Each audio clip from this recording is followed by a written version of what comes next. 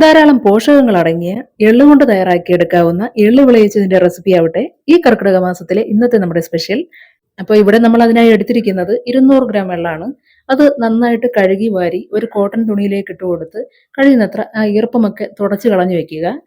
ഉറപ്പായും ഏതെങ്കിലും ഒരു കോട്ടൺ തുണിയോ തോർത്തോ ഉപയോഗിച്ച് തന്നെ അതിലെ ആ ഒരു ജലാംശം തുടച്ചു കളയാൻ ശ്രദ്ധിക്കുക. അല്ലെങ്കിൽ ആ ജലാംശം മാറില്ല എന്ന് മാത്രവുമല്ല, നമുക്കത് കറക്റ്റ് റോസ്റ്റ് ചെയ്തെടുക്കാനും പറ്റിയെന്നും വരില്ല.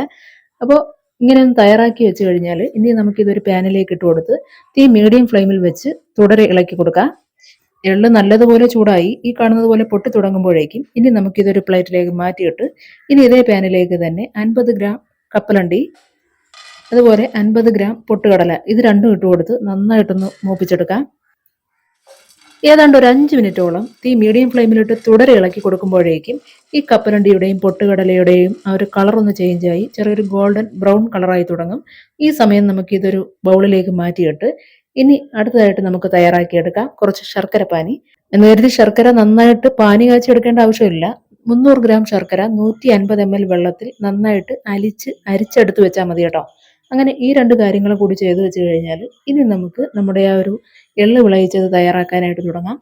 അതിനായിട്ട് അടിക്കട്ടിയുള്ള ഉരുളിയോ മറ്റോ അടുപ്പത്തേക്ക് വെച്ചിട്ട് അതിലേക്ക് 1.5 ടേബിൾ സ്പൂൺ അളവിൽ നെയ്യ് ഒഴിച്ചു കൊടുക്കുക.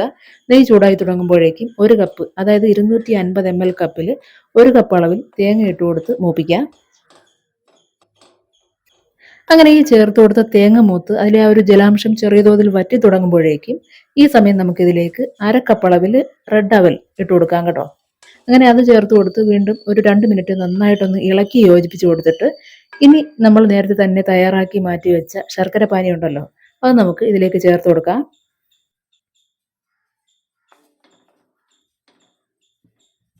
അങ്ങനെ ഈ ശർക്കര പാനി ചേർത്ത് കൊടുത്തു കഴിഞ്ഞാൽ ഇനി ഇത് നന്നായിട്ടൊന്ന് തിളച്ച് കിട്ടണം. അതുവരെ തുടരെ ഇളക്കി കൊടുക്കുക. അതായത് നമ്മളിവിടെ ഈ ശർക്കര അലിയിച്ചെടുക്കാനായിട്ട് ഒരു 150 ml വെള്ളം ചേർത്തിരുന്നല്ലോ, അതിലൊരു 100 ml വെള്ളം ഈ സമയം നമുക്ക് നന്നായിട്ട് തന്നെ വറ്റിച്ചെടുക്കേണ്ടതായിട്ടുണ്ട്. അതൊന്ന് വറ്റി ശർക്കര പാനി കുറച്ചുകൂടി ഒന്ന് കുറുകി തുടങ്ങുമ്പോഴാണ് നമുക്കിതിലേക്ക് നേരത്തെ വറുത്ത് മാറ്റി വെച്ച എള്ള് ചേർത്ത് കൊടുക്കാൻ. പിന്നെ ഇനി അങ്ങോട്ട് തീ ലോ ഫ്ലെയിമിൽ ഇട്ടിട്ടായിരിക്കണം തുടരെ ഇളക്കി കൊടുക്കാൻ. കാരണം ഈ പാത്രത്തിന്റെ ചൂട് കൂടി കണക്കിലെടുത്ത് വേണം നമുക്കിത് കറക്റ്റ് പാകത്തിന് തയ്യാറാക്കിയെടുക്കാൻ കേട്ടോ. അങ്ങനെ എല്ലാം ഈ കാണുന്നത് പോലെ ഒന്ന് മിക്സ് ചെയ്ത് വെച്ച് കഴിഞ്ഞാൽ ഇനി ഇതിലേക്ക് 3/4 ടീസ്പൂൺ അളവിൽ ഏലക്കപ്പൊടി, ഒടുവിലായി നേരത്തെ റോസ്റ്റ് ചെയ്ത് മാറ്റി വെച്ച കപ്പലണ്ടിയും പൊട്ടുകടലയും കൂടി ചേർത്തിളക്കാം. അപ്പോൾ ഈ പറഞ്ഞ പൊട്ടുകടലയും കപ്പലണ്ടിയും ഒക്കെ ചേർത്ത് ഒരു 5 മിനിറ്റ് നന്നായിട്ടൊന്ന് ഇളക്കി യോജിപ്പിച്ച് വെച്ചതിന് ശേഷം ഇനി ഫ്ലെയിം ഓഫ് ചെയ്ത് ഒരു വശത്തേക്ക് മാറ്റാം. ഇതിലെ ചൂട് കംപ്ലീറ്റ് ആയിട്ട് മാറി എന്ന് ഉറപ്പായതിനു ശേഷം മാത്രം ഒരു glass jar, air tight glass ജാറിലാക്കി മാസങ്ങളോളം സൂക്ഷിക്കാം കേട്ടോ.